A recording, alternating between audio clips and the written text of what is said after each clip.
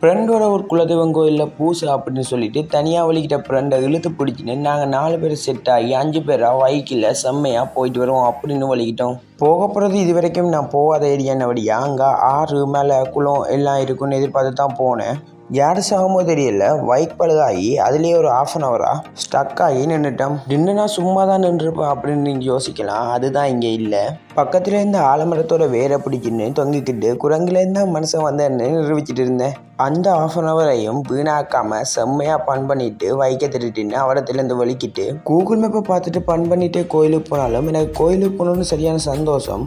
ஏன்னா நான் எதிர்பார்க்காத அளவுக்கு காவடிகளும் சாரி கட்டின அழகான பொண்ணுங்களும் நிறையவே இருந்துச்சு. பாவம் இல்லை, இவ்வளோ அழகாக வலிக்கிட்டு வந்திருக்காங்க அப்படின்னு அவங்களுக்கு விசிட்டை போட்டு அவங்க என்னை மதிக்கவே இல்லைங்க. அப்புறம் நான் சூடாகி என்ன நானே கூல் பண்ணிக்க கூலாக ஐஸ்கிரீம் குடிப்போன்னு ஃப்ரெண்டு காசுலேயே வாங்கி குடித்தேன். குடிச்சிட்டு கொஞ்ச நேரம் பன் பண்ணி இருக்கும்போது